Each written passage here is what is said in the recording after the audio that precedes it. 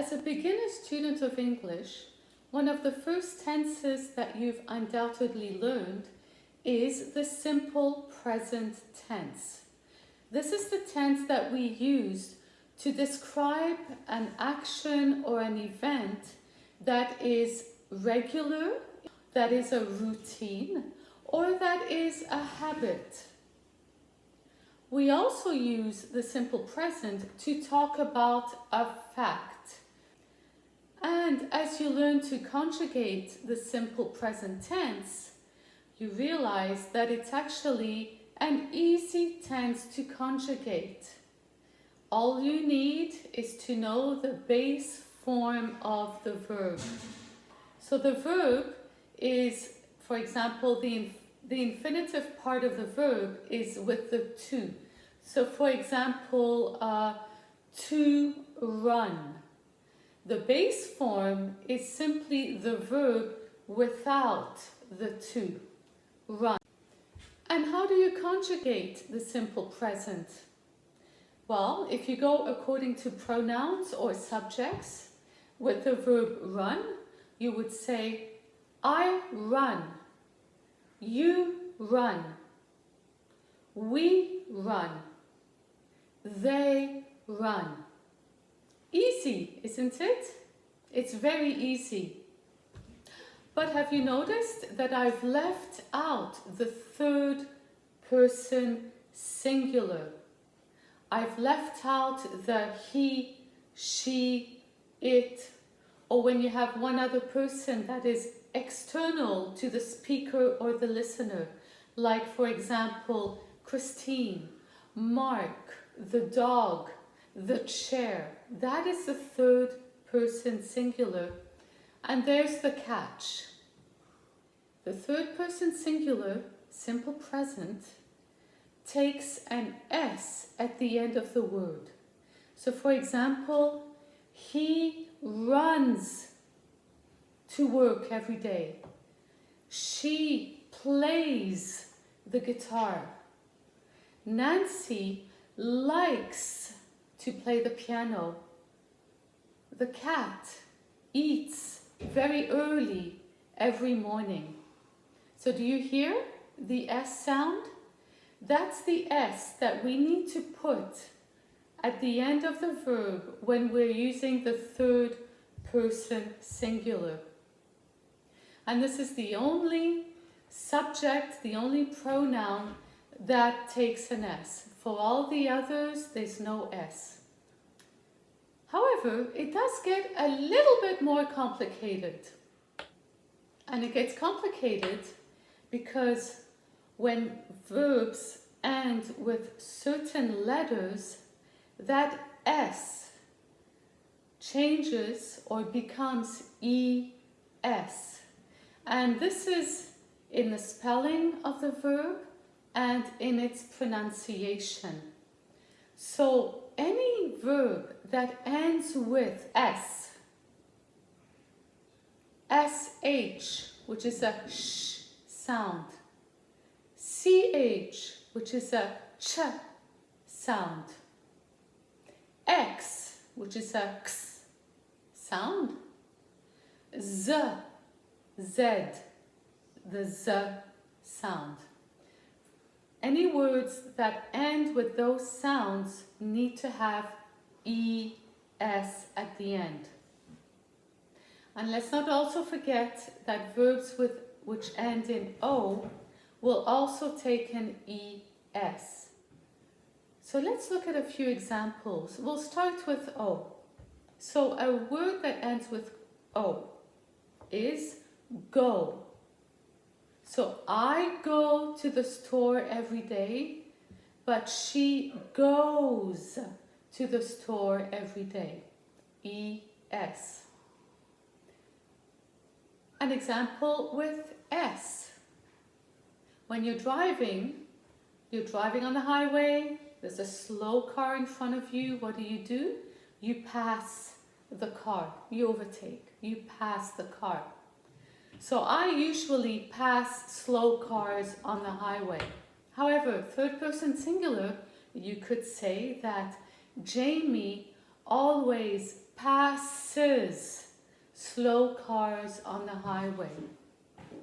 Passes.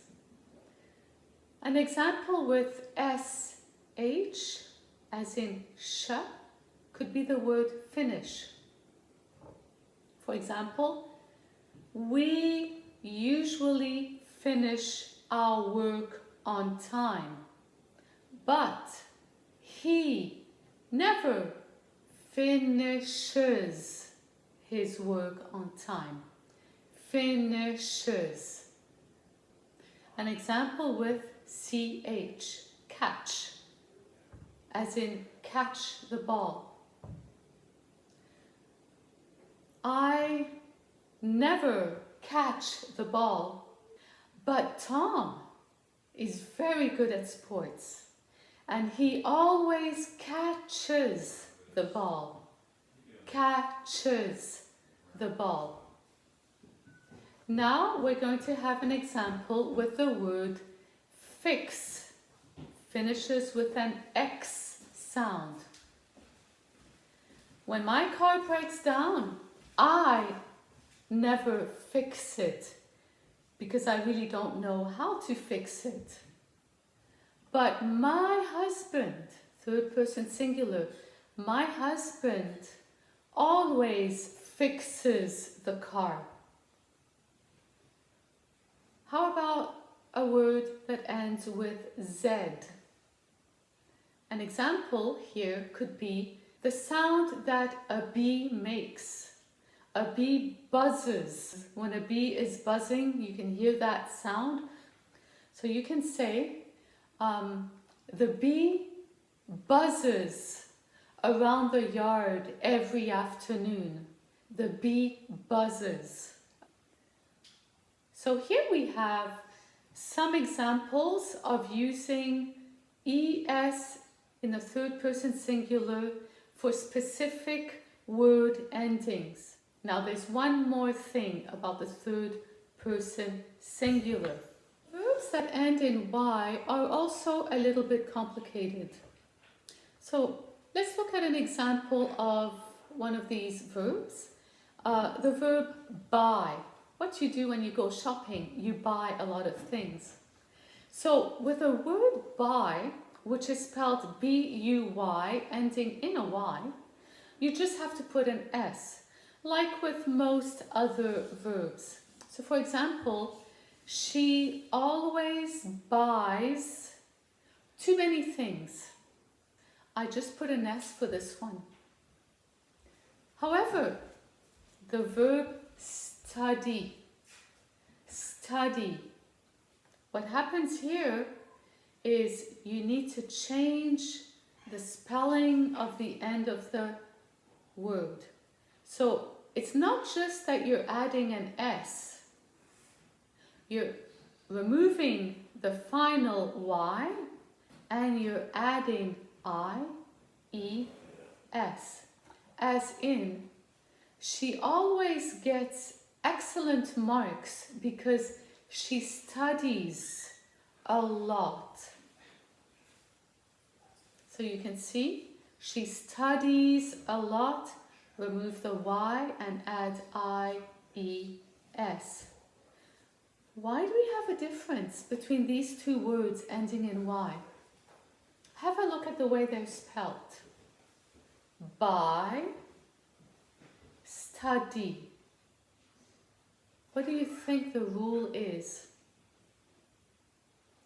Look at the second last letter. Look at the letter before the Y. Buy, what's that? Is it a consonant? Or is it a vowel, as in A-E-I-O-U? It's a vowel. U is a vowel. And study. The second last letter is a D. It's a consonant. And there's the difference. When you have a vowel before the Y, you simply put an S.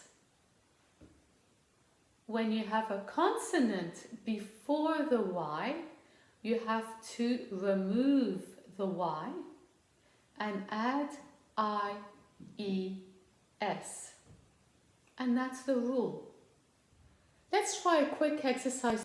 I'm going to give you a sentence with a blank. Blank means that's a word that you have to put into the sentence and that you have to conjugate in the simple present. At the end of the sentence, I'll also give you the verb that you need to work with. So for example, we blank in a big city. The verb is live. So you need to say, we live in a big city. And that'll be your verb. We live in a big city. So let's try the first one.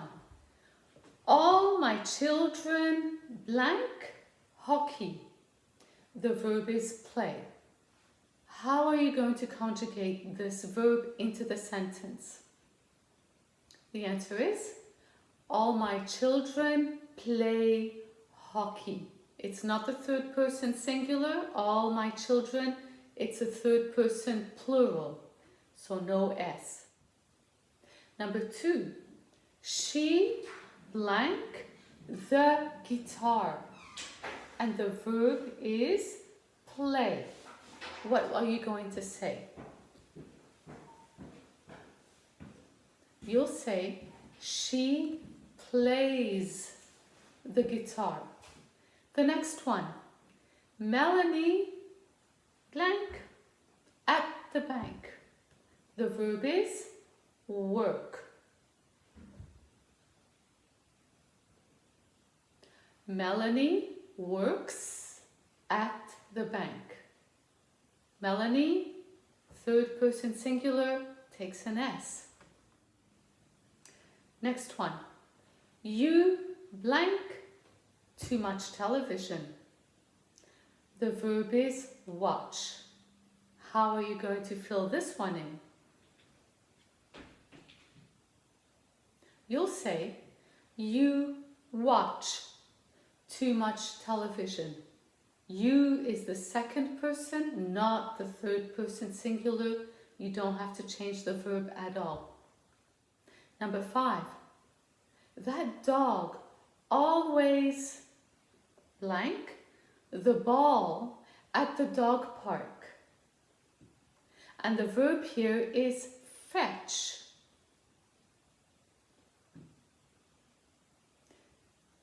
The answer is, that dog always fetches the ball at the dog park, because that dog is third person singular, and so you need to put ES, fetches. Number 6, she blank her children when they come home from school. And the verb is kiss. What are you going to say? She kisses her children when they come home from school. She kisses. The next one.